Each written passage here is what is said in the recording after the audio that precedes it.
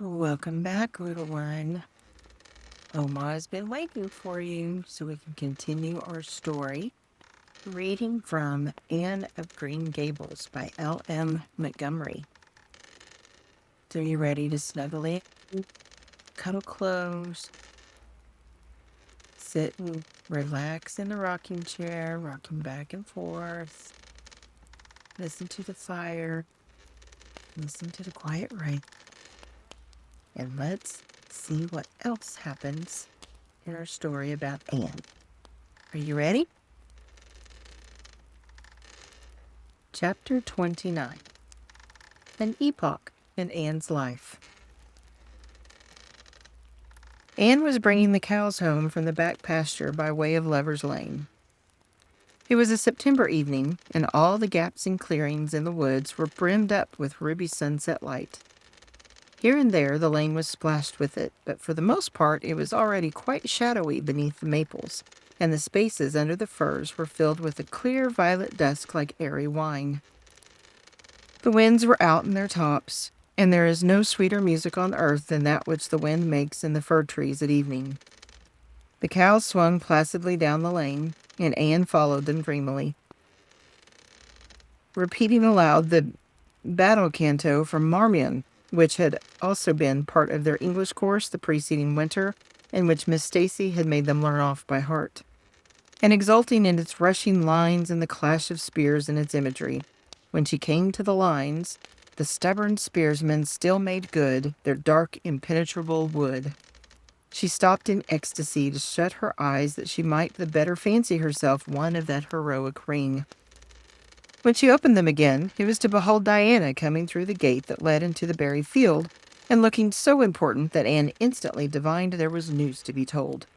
But betray too eager curiosity she would not. "Isn't this evening just like a purple dream, Diana? It makes me so glad to be alive. In the mornings, I always think the mornings are best. But when evening comes, I think it's lovelier still." "It's a very fine evening," said Diana. "But oh, I have such news, Anne." "Yes, you can have 3 guesses." "Charlotte Gillis is going to be married in the church after all, and Mrs. Allen wants us to decorate it," cried Anne. "No. Charlotte's beau won't agree to that, because nobody ever has been married in the church yet, and he thinks it would seem too much like a funeral. It's too mean, because it would be such fun. Guess again." "Jane's mother is going to let her have a birthday party." Diana shook her head, her black eyes dancing with merriment. "I can't think what it can be," said Anne in despair, "unless it's that Moody Spurgeon Macpherson saw you home from prayer meeting last night." "Did he?" "I should think not," exclaimed Diana indignantly. "I wouldn't be likely to boast of it if he did, the horrid creature. I knew you couldn't guess it. Mother had a letter from Aunt Josephine today, and Aunt Josephine wants you and me to go to town next Tuesday and stop with her for the exhibition. There." "Oh, Diana," whispered Anne, finding it necessary to lean against a maple tree for support. "Do you really mean it? But I'm afraid Marilla won't let me go. She will say that she can't encourage gadding about." That was what she said last week when Jane invited me to go with them in their double-seated buggy to the American concert at the White Sands Hotel. I wanted to go, but Marilla said I'd be better at home learning my lessons, and so would Jane. I was bitterly disappointed, Diana. I felt so heartbroken that I wouldn't say my prayers when I went to bed. But I repented of that and got up in the middle of the night and said them. "I'll tell you," said Diana, "we'll get Mother to ask Marilla. She'll be more likely to let you go then. And if she does, we'll have the time of our lives, Anne. I've never been to an exhibition, and it's so aggravating to hear the other girls talking about their trips.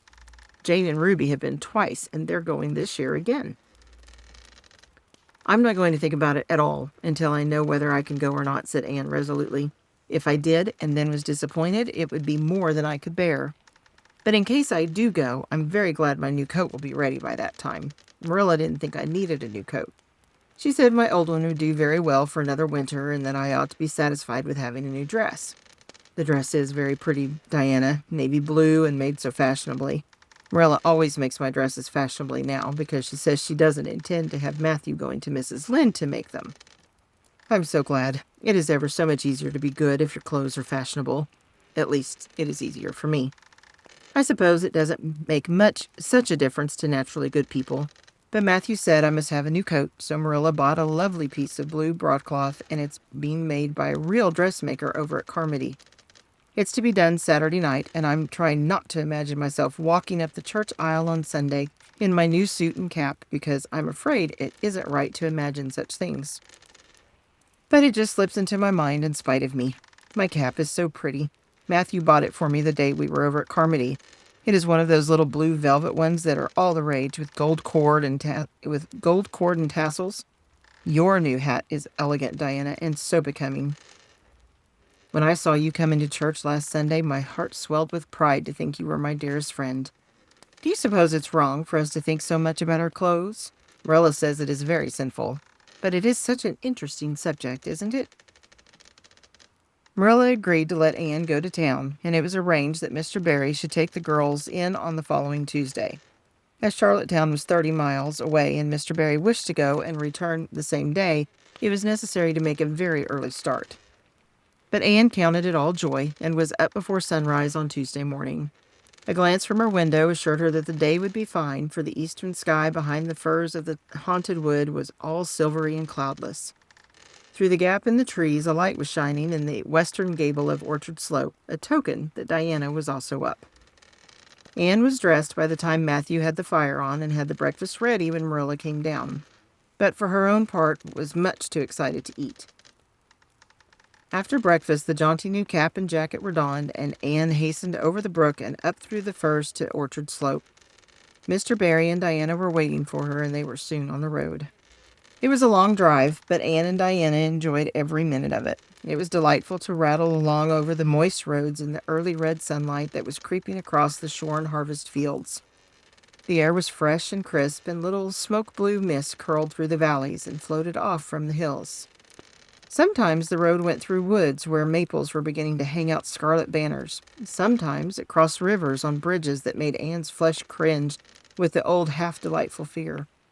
Sometimes it wound along a harbor shore and passed by a little cluster of weather-gray fishing huts. Again it mounted to hills whence a far sweep of curving upland or misty blue sky could be seen. But wherever it went, there was much of interest to discuss. It was almost noon when they reached town and found their way to Beechwood. It was quite a fine old mansion, set back from the street in a seclusion of green elms and branching beeches. Miss Barry met them at the door with a twinkle in her sharp black eyes. "So, you've come to see me at last, you Anne girl," she said. "Mercy, child, how you have grown. You're taller than I am, I declare. And you're ever so much better looking than you used to be, too. But I dare say you know that without being told." "Indeed I didn't," said Anne radiantly. "I know I'm not so freckled as I used to be, so I've much to be thankful for. But I really hadn't dared to hope there was any other improvement. I'm so glad you think there is, Miss Barry." Miss Barry's house was furnished with great magnificence, as Anne told Marilla afterwards.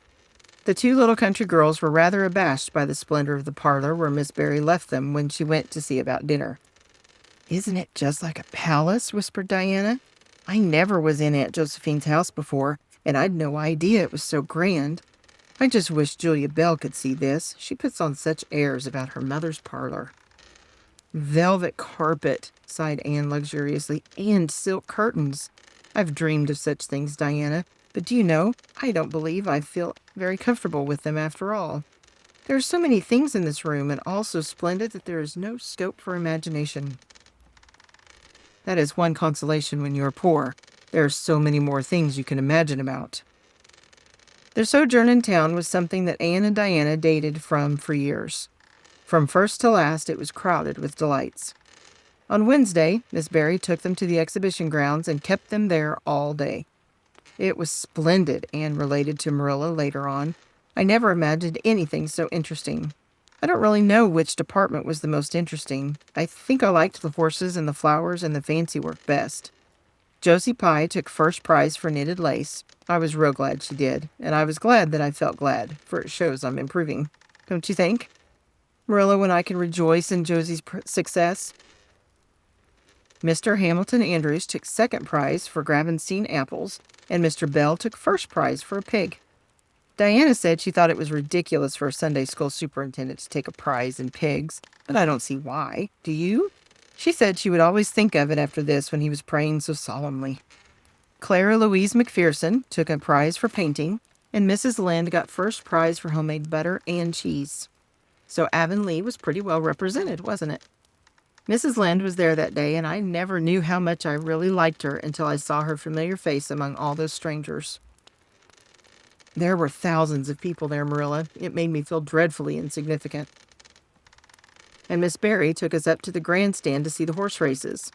Mrs. Lind wouldn't go. She said horse racing was an abomination, and she, being a church member, thought it her bounden duty to set a good example by staying away. But there were so many there, I don't believe Mrs. Lind's absence would ever be noticed. I don't think, though, that I ought to go very often to horse races because they are awfully fascinating. Diana got so excited that she offered to bet me 10 cents that the red horse would win. I didn't believe he would, but I refused to bet because I wanted to tell Mrs. Allen all about everything, and I felt sure it wouldn't do to tell her that. It's always wrong to do anything you can't tell the minister's wife. It's as good as an extra conscience to have a minister's wife for your friend. And I was very glad I didn't bet because the red horse did win and I would have lost 10 cents. So you see that virtue has its own reward. We saw a man go up in a balloon. I'd love to go up in a balloon, Marilla. It would be simply thrilling. And we saw a man selling fortunes. You paid him 10 cents and a little bird picked out your fortune for you. Miss Barry gave Diana and me 10 cents each to have our fortunes told. Mine was that I would marry a dark-complected man who was very wealthy, and I would go across water to live. I looked carefully at all the dark men I saw after that, but I didn't care much for any of them. And anyhow, I suppose it's too early to be looking out for him yet. Oh, it was never to be forgotten day, Marilla. I was so tired I couldn't sleep at night. Miss Barry put us in the spare room according to promise. It was an elegant room, Marilla, but somehow sleeping in a spare room isn't what I used to think it was. That's the worst of growing up, and I'm beginning to realize it. The things you wanted so much when you were a child don't seem half so wonderful to you when you get them. Thursday, the girls had a drive in the park, and in the evening Miss Barry took them to a concert in the Academy of Music, where a noted prima donna was to sing. To Anne, the evening was a glittering vision of delight. Oh, Marilla, it was beyond description. I was so excited I couldn't even talk, so you may know what it was like. I just sat in enraptured silence. Madame Selitsky was perfectly beautiful and wore white satin and diamonds. But when she began to sing, I never thought about anything else. Oh, I can't tell you how I felt. But it seemed to me that it could never be hard to be good anymore. I felt like I do when I look up to the stars. Tears came into my eyes, but oh, they were such happy tears. I was so sorry when it was all over, and I told Miss Barry I didn't see how I was ever to return to common life again. She said she thought if we went over to the restaurant across the street and had an ice cream, it might help me. That sounded so prosaic, but to my surprise, I found it true. The ice cream was delicious, Marilla, and it was so lovely and dissipated to be sitting there eating it at 11 o'clock at night. Diana said she believed she was born for city life. Miss Barry asked me what my opinion was, but I said I would have to think it over very seriously before I could tell her what I really thought. So I thought it over after I went to bed. That is the best time to think things out. And I came to the conclusion, Marilla, that I wasn't born for city life and that I was glad of it. It's nice to be eating ice cream at brilliant restaurants at 11 o'clock at night once in a while. But as a regular thing, I'd rather be in the East Gable at 11, sound asleep, but kind of knowing even in my sleep that the stars were shining outside and that the wind was blowing in the firs across the brook. I told Miss Barry so at breakfast the next morning, and she laughed. Miss Barry generally laughed at anything I said, even when I said the most solemn things. I don't think I liked it, Marilla, because I wasn't trying to be funny. But she is a most hospitable lady and treated us royally. Friday brought going home time, and Mr. Barry drove in for the girls. Well, I hope you've enjoyed yourselves, said Miss Barry as she bade them goodbye. Indeed we have, said Diana. And you, Anne girl? I've enjoyed every minute of the time, said Anne, throwing her arms impulsively about the old woman's neck and kissing her wrinkled cheek. Diana would never have dared to do such a thing and felt rather aghast at Anne's freedom. But Miss Barry was pleased, and she stood on her veranda and watched the buggy out of sight. Then she went back into her big house with a sigh. He seemed very lonely, lacking those fresh young lives. Miss Barry was a rather selfish old lady, if the truth must be told, and had never cared much for anybody but herself. She valued people only as they were of service to her or amused her.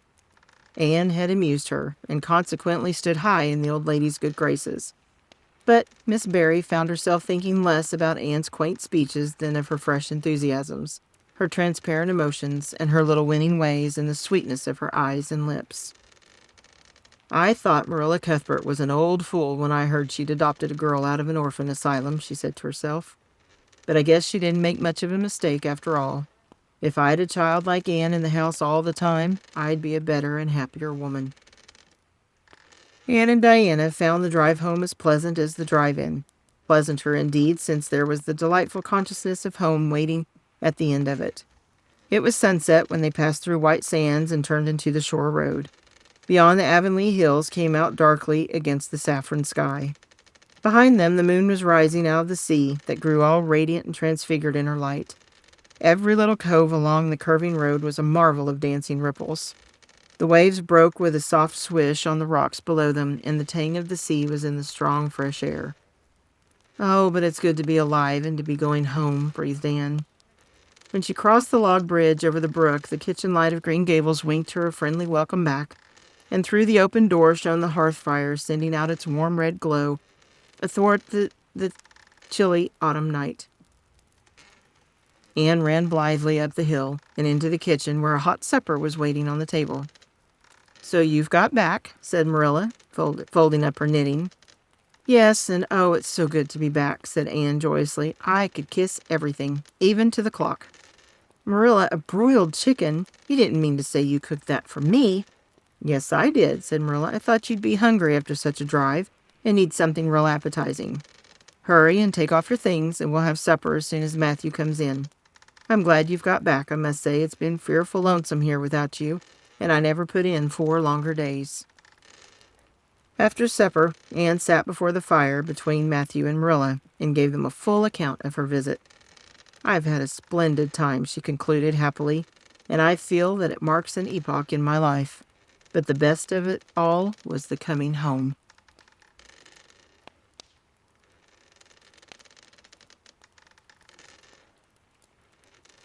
Chapter 30. The Queen's Class is Organized. Marilla laid her knitting on her lap and leaned back in her chair. Her eyes were tired, and she thought vaguely that she must see about having her glasses changed the next time she went to town, for her eyes had grown tired very often of late.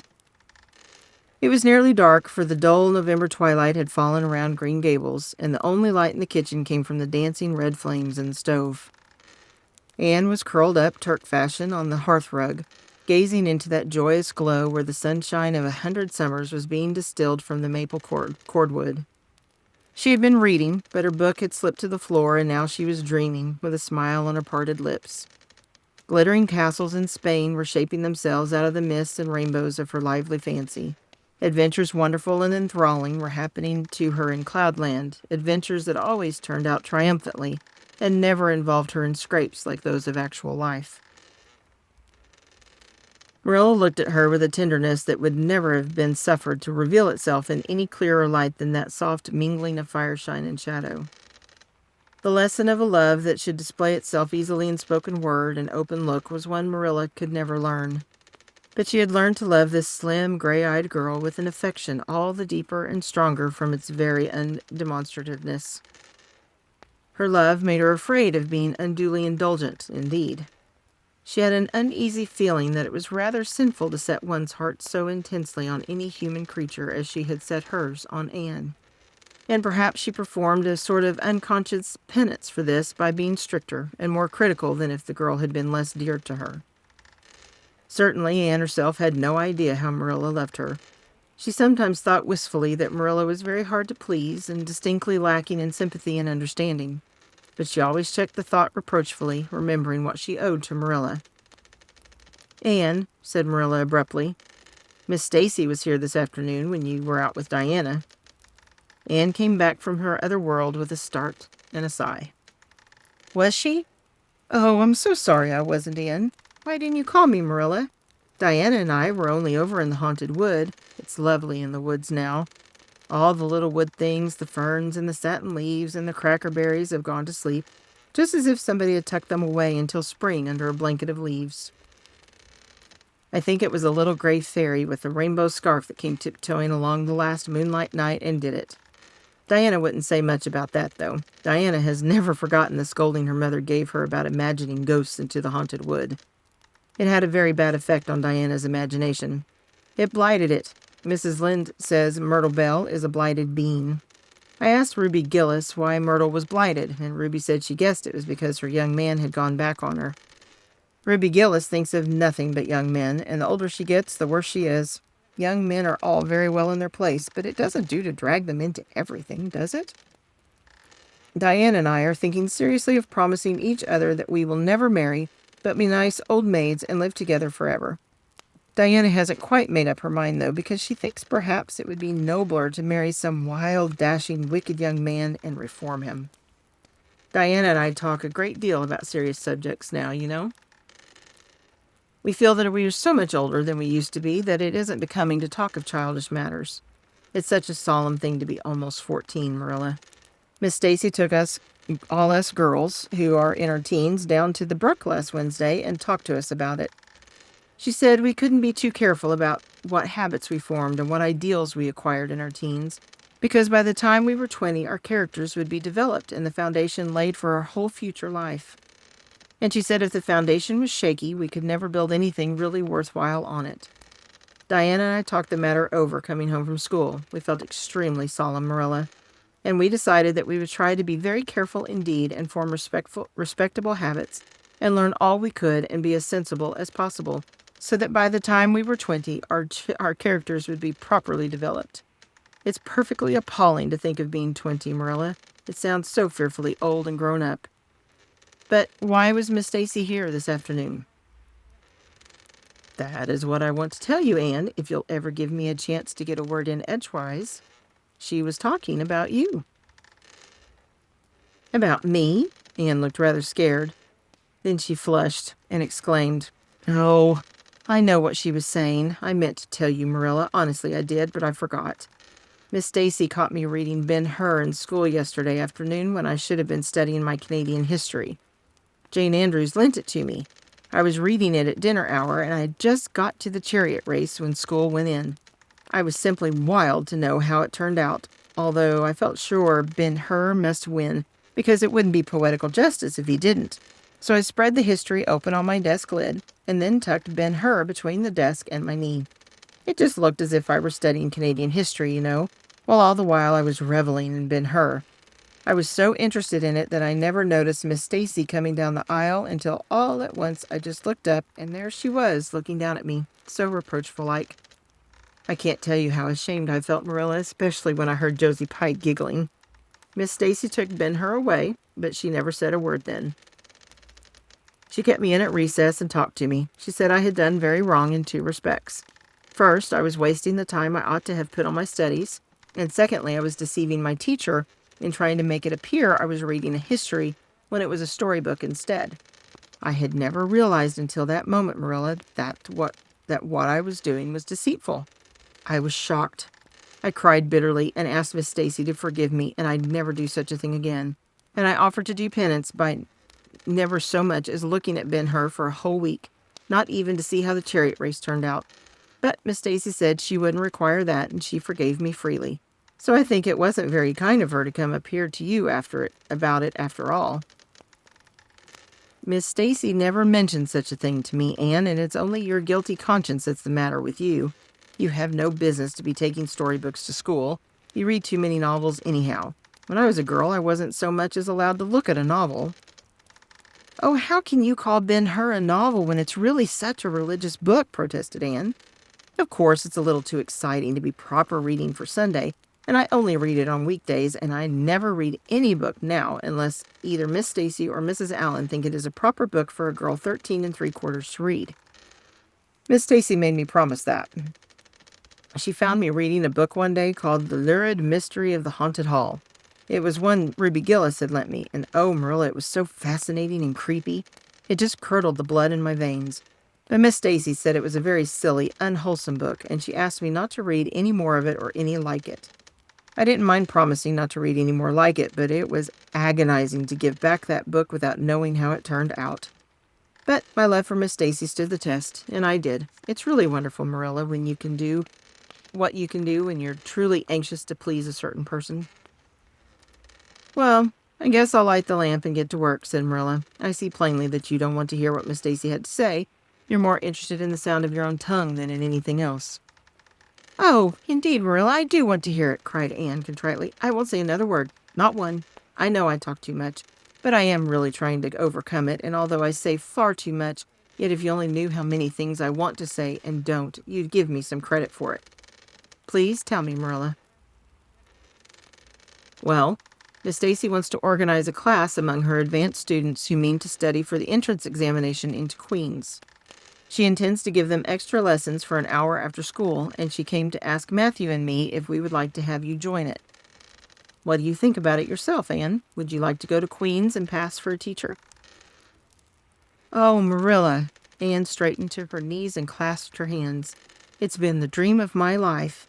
That is, for the last 6 months, ever since Ruby and Jane began to talk of studying for the entrance. But I didn't say anything about it because I supposed it would be perfectly useless. I'd love to be a teacher, but won't it be dreadfully expensive? Mr. Andrews says it cost him $150 to put Prissy through, and Prissy wasn't a dunce in geometry. I guess you needn't worry about that part of it. When Matthew and I took you to bring up, we resolved we would do the best we could for you and give you a good education. I believe in a girl being fitted to earn her own living, whether she ever has to or not.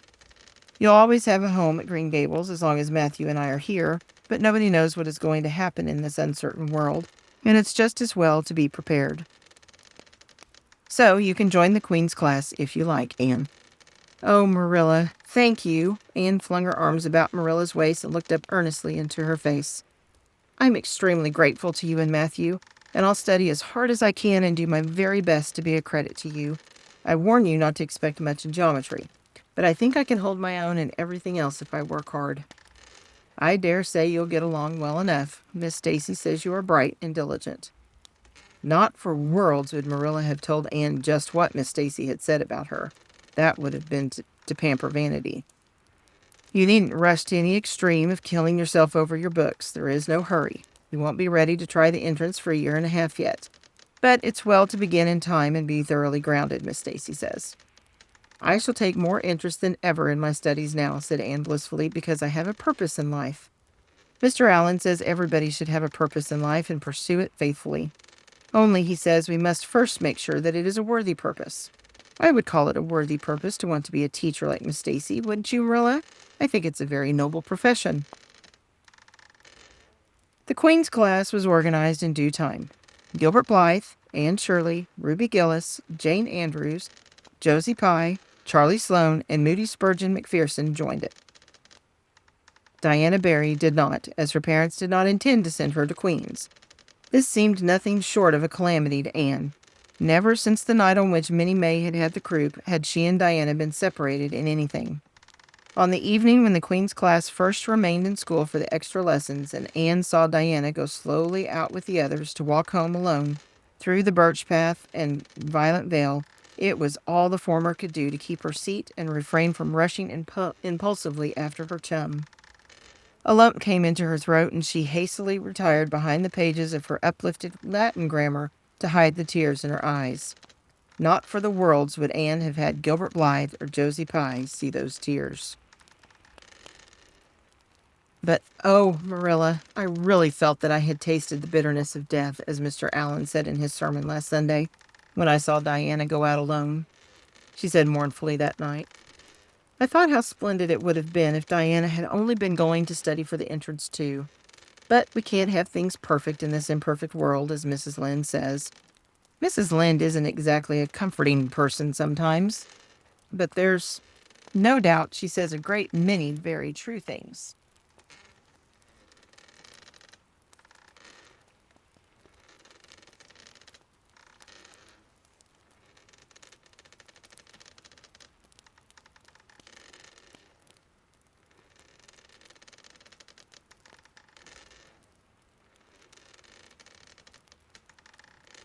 And I think the Queen's class is going to be extremely interesting. Jane and Ruby are just going to study to be teachers. That is the height of their ambition. Ruby says she will only teach for 2 years after she gets through, and then she intends to be married. Jane says she will devote her whole life to teaching and never, never marry, because you are paid a salary for teaching, but a husband won't pay you anything, and growls if you ask for a share in the egg and butter money. I expect Jane speaks from mournful experience, for Mrs. Lynde says that her father is a perfect old crank and meaner than her second skimmings. Josie Pye says that she is going to college for education's sake, because she won't have to earn her own living. She says, of course, it is different with orphans who are living on charity. They have to hustle. Moody Spurgeon is going to be a minister. Mrs. Lynde says he couldn't be anything else with a name like that to live up to. I hope it isn't wicked of me, Marilla, but really the thought of Moody Spurgeon being a minister makes me laugh. He's such a funny-looking boy with that big fat face, and his little blue eyes and his ears sticking out like flaps. But perhaps he will be more intellectual-looking when he grows up. Charlie Sloane says he's going to go into politics and be a member of Parliament, but Mrs. Lynde says he'll never succeed at that because the Sloanes are all honest people, and it's only rascals that get on in politics nowadays. What is Gilbert Blythe going to be? Queried Marilla, seeing that Anne was opening her Caesar. I don't happen to know what Gilbert Blythe's ambition in life is, if he has any, said Anne scornfully. There was open rivalry between Gilbert and Anne now. Previously, the rivalry had been rather one-sided, but there was no longer any doubt that Gilbert was as determined to be first in class as Anne was. He was a foeman worthy of her steel. The other members of the class tacitly acknowledged their superiority and never dreamed of trying to compete with them. Since the day by the pond when she had refused to listen to his plea for forgiveness, Gilbert, save for the aforesaid determined rivalry, had evinced no recognition whatever of the existence of Anne Shirley. He talked and jested with the other girls, exchanged books and puzzles with them, discussed lessons and plans, sometimes walked home with one or the other of them from prayer meeting or debating club. But Anne Shirley he simply ignored, and Anne found out that it is not pleasant to be ignored. It was in vain that she told herself with a toss of her head that she did not care. Deep down in her wayward, feminine little heart, she knew that she did care, and that if she had that chance of the Lake of Shining Waters again, she would answer very differently. All at once, as it seemed, and to her secret dismay, she found that the old resentment she had cherished against him was gone. Gone just when she most needed its sustaining power. It was in vain that she recalled every incident and emotion of that memorable occasion and tried to feel the old satisfying anger. That day by the pond had witnessed its last spasmodic flicker. Anne realized that she had forgiven and forgotten without knowing it, but it was too late. And at least neither Gilbert nor anybody else, not even Diana, should ever suspect how sorry she was and how much she wished she hadn't been so proud and horrid. She determined to shroud her feelings in deepest oblivion, and it may be stated here and now that she did it so successfully that Gilbert, who possibly was not quite so indifferent as he seemed, could not console himself with any belief that Anne felt his retaliatory scorn. The only poor comfort he had was that she snubbed Charlie Sloane unmercifully, continually, and undeservedly. Otherwise, the winter passed away in a round of pleasant duties and studies. For Anne, the days slipped by like golden beads on the necklace of the year. She was happy, eager, and interested. There were lessons to be learned and honors to be won. Delightful books to read, new pieces to be practiced for the Sunday school choir, pleasant Saturday afternoons at the manse with Mrs. Allen, and then, almost before Anne realized it, spring had come again to Green Gables, and all the world was abloom once more. Studies palled just a wee bit then. The Queen's class left behind in school while the others scattered to green lanes and leafy woodcuts and meadow byways, looked wistfully out of the windows and discovered that Latin verbs and French exercises had somehow lost the tang and zest they had possessed in the crisp winter months. Even Anne and Gilbert lagged and grew indifferent. Teacher and taught were alike glad when the term was ended and the glad vacation days stretched rosily before them. "But you've done good work this past year," Miss Stacy told them on the last evening, "and you deserve a good jolly vacation." Have the best time you can in the out-of-door world and lay in a good stock of health and vitality and ambition to carry you through next year. It will be the tug of war, you know, the last year before the entrance. Are you going to be back next year, Miss Stacy? Asked Josie Pye. Josie Pye never scrupled to ask questions. In this instance, the rest of the class felt grateful to her. None of them would have dared to ask it of Miss Stacy, but all wanted to, for there had been alarming rumors running at large through the school for some time that Miss Stacy was not coming back the next year, that she had been offered a position in the graded school of her own home district and meant to accept. The Queen's class listened in breathless suspense for her answer. "Yes, I think I will," said Miss Stacy. "I thought of taking another school, but I have decided to come back to Avonlea. To tell the truth, I've grown so interested in my pupils here that I found I couldn't leave them, so I'll stay and see you through." "Hurrah!" said Moody Spurgeon. Moody Spurgeon had never been so carried away by his feelings before, and he blushed uncomfortably every time he thought about it for a week. "Oh, I'm so glad," said Anne with shining eyes. "Dear Miss Stacy, it would be perfectly dreadful if you didn't come back. I don't believe I could have the heart to go on with my studies at all if another teacher came here." When Anne got home that night, she stacked all her textbooks away in an old trunk in the attic, locked it, and threw the key into the blanket box. "I'm not even going to look at a school book in vacation," she told Marilla. "I've studied as hard all the term as I possibly could, and I've pored over that geometry until I know every proposition in the first book off by heart, even when the letters are changed. I just feel tired of everything sensible, and I'm going to let my imagination run riot for the summer." "Oh, you needn't be alarmed, Marilla. I'll only let it run riot within reasonable limits. But I want to have a real good jolly time this summer, for maybe it's the last summer I'll be a little girl. Mrs. Lynde says that if I keep stretching out next year as I've done this, I'll have to put on longer skirts. She says I'm all running to legs and eyes, and when I put on longer skirts I shall feel that I have to live up to them and be very dignified. It won't even do to believe in fairies then, I'm afraid, so I'm going to believe in them with all my whole heart this summer. I think we're going to have a very gay vacation. Ruby Gillis is going to have a birthday party soon, and there's the Sunday school picnic and the missionary concert next month. And Mr. Barry says that some evening he'll take Diane and me over to the White Sands Hotel and have dinner there. They have dinner there in the evening, you know. Jane Andrews was over once last summer, and she says it was a dazzling sight to see the electric lights and the flowers and all the lady guests in such beautiful dresses. Jane says it was her first glimpse into high life, and she'll never forget it to her dying day. Mrs. Lynde came up the next afternoon to find out why Marilla had not been at the aid meeting on Thursday. When Marilla was not at aid meetings, people knew there was something wrong at Green Gables. "Matthew had a bad spell with his heart Thursday," Marilla explained, "and I didn't feel like leaving him. Oh, yes, he's all right again now, but he takes them spells oftener than he used to, and I'm anxious about him. The doctor says he must be careful to avoid excitement. That's easy enough, for Matthew doesn't go about looking for excitement by any means, and never did. But he's not to do any very heavy work either, and you might as well tell Matthew not to breathe as not to work. Come and lay off your things, Rachel. You'll stay to tea?" "Well, seeing you're so pressing, perhaps I might as well stay," said Mrs. Rachel, who had not the slightest intention of doing anything else. Mrs. Rachel and Marilla sat comfortably in the parlor while Anne got the tea and made hot biscuits that were light and white enough to defy even Mrs. Rachel's criticism. "I must say Anne has turned out a real smart girl," admitted Mrs. Rachel, as Marilla accompanied her to the end of the lane at sunset. "She must be a great help to you." "She is," said Marilla, "and she's real steady and reliable now. I used to be afraid she'd never get over her feather-brained ways, but she has, and I wouldn't be afraid to trust her in anything now." "I never would have thought she'd have turned out so well that first day I was here 3 years ago," said Mrs. Rachel. "Lawful heart, shall I ever forget that tantrum of hers. When I went home that night, I says to Thomas, says I, 'Mark my words, Thomas, Marilla Cuthbert'll live to rue the steps she's took.' But I was mistaken, and I'm real glad of it. I ain't one of those kind of people, Marilla, who as can never be brought to own up that they've made a mistake. No, that never was my way, thank goodness.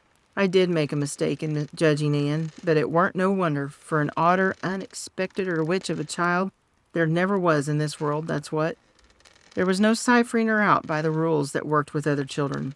It's nothing short of wonderful how she's improved these 3 years, but especially in looks. She's a real pretty girl, got to be, though I can't say I'm overly partial to that pale, big-eyed style myself. I like more snap and color, like Diana Barry has or Ruby Gillis. Ruby Gillis's looks are real showy. But somehow, I don't know how it is, but when Anne and them are together, though she ain't half as handsome, she makes them look kind of common and overdone.